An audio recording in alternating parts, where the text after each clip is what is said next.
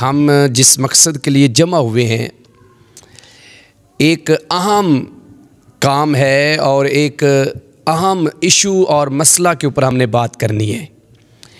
इस्लाम के जो अरकान हैं वो 5 हैं।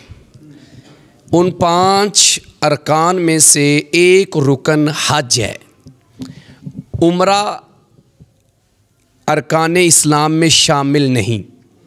अलबत्ता उम्रा करना ये प्यारे पैगंबर अलैहिस्सलाम की सुन्नत है और मुस्तहब अमल है। बल्कि कुछ उलमा का प्यारे पैगंबर अलैहिस्सलाम की हदीस को सामने रखते हुए ये मौक़िफ़ भी है कि अगर ताकत उम्रा की हो तो उम्रा भी वाजिब है, लेकिन अरकान इस्लाम में शामिल नहीं।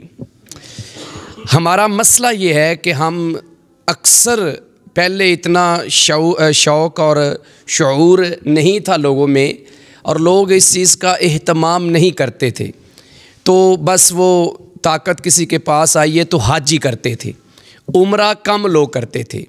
लेकिन अब काफ़ी सालों से ये एक अच्छा कह लें कि हमारे अंदर अल्लाह ताला ने हमारे दिलों में दिमाग में ये अच्छी बात डाली है, या हमें इस बात का एहसास हुआ कि अब हम उम्रा भी बहुत ज़्यादा करना शुरू हो गए।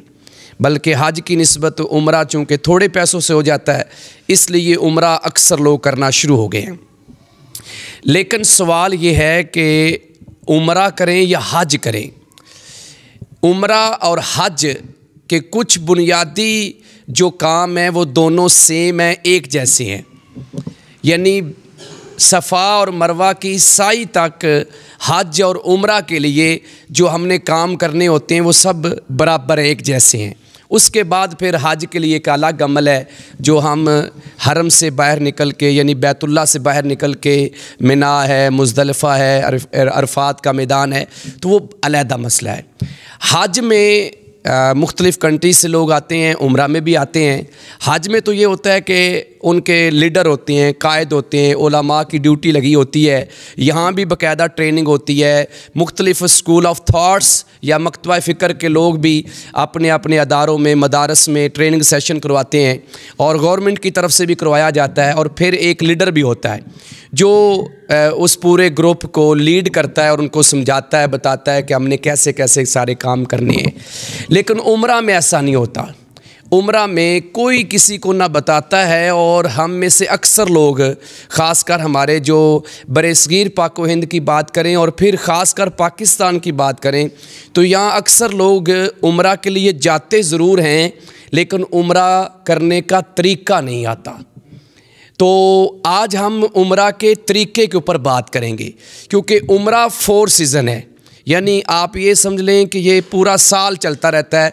सिर्फ़ वो जो हज के मखसूस दिन हैं उनमें चूँकि हज शुरू हो जाता है तो वो चंद दिन हैं, बाकी पूरा साल उम्रा चलता रहता है। तो इसलिए हम उम्रा के ऊपर बात करेंगे।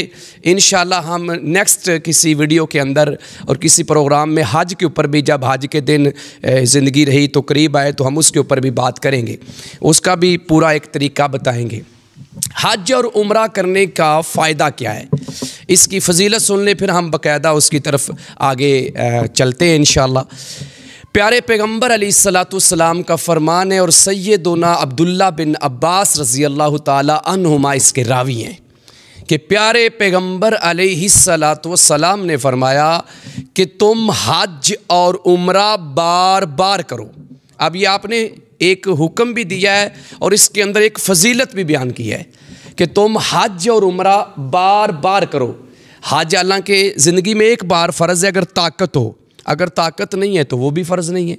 लेकिन आपने ये इशारा दिया कि जिसके पास ताकत है, जो इस्तिताअत रखता है बार बार हज या उम्रा करने की, तो वो बार बार करे।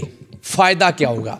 आप अलैहिस्सलाम ने फरमाया कि जो बंदा बार बार हज और उम्रा करता है, अल्लाह उसके फ़क्र को, यानी फ़कीरी को, गुर्बत को, तंग दस्ती को, फ़क्र से मुराद ये है, अल्लाह उसके फ़क्र को और उसके गुनाहों को, ये बड़ी अहम बातें हैं, अल्लाह उसके फ़क्र को और उसके गुनाहों को ऐसे ही दूर कर देते हैं जैसे आग की भट्टी लोहे सोने और चांदी के ऊपर जो जंग लग जाता है और या उसके ऊपर जो मैल कुचैल आ जाती है, जैसे वो आग की भट्टी उस सोने को, उस चांदी को, उस लोहे को साफ़ कर देती है। अल्लाह के पैगंबर अलैहिस्सलाम का ये फरमान है कि जब तुम बार बार उम्रा करोगे तो उससे तुम्हारा फ़क्र यानी गुर्बत, तंगदस्ती, परेशानियाँ, मुआशी मसाइल सब अल्लाह ख़त्म करेगा, प्लस तुम्हारे गुनाह भी ख़त्म करेगा। और ऐसे ही गुनाह ख़त्म करेगा जैसे वो भट्टी ने लोहे के ऊपर से जंग को साफ़ कर दिया है। गोया कि अगर इंसान इखलास के साथ हज या उम्रा कर लेता है तो अल्लाह सुब्हानहू व तआला उसके गुनाहों को मुकम्मल तौर पे साफ़ कर देते हैं। और इसी हदीस में आगे प्यारे पैगंबर अलैहिस्सलाम ने फरमाया कि हज मकबूल का बदल नहीं मगर जन्नत, कि जिस बंदे का हज कबूल हो जाए और फिर उस हज की लाज भी रख ले। ये नहीं है कि एक दफ़ा हज कबूल हो गया तो उसके बाद फिर वो छुरी तेज़ कर ले, नहीं, उस हज का लाज रखे तो उस हज का बदला अल्लाह ने जन्नत रखा हुआ है। तो ये मुख्तसर मैंने फजीलत बताई है, बाकी आप उलमा से सुनते रहते हैं।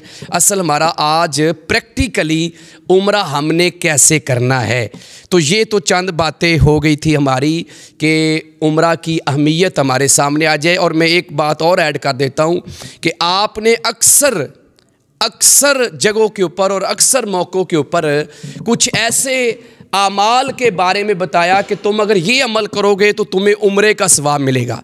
इससे भी साबित होता है कि उम्रा एक गैर मामूली फजीलत रखता है। जैसे आपने कुबा में 2 रकत पढ़ने को कहा कि वो ऐसी है जैसे उसने उम्रा कर लिया। इसी तरह फिर आपने कहा जो रमज़ान में उम्रा करेगा उसको अजर ऐसे मिलेगा जैसे उसने मेरे साथ मिलके हज कर लिया।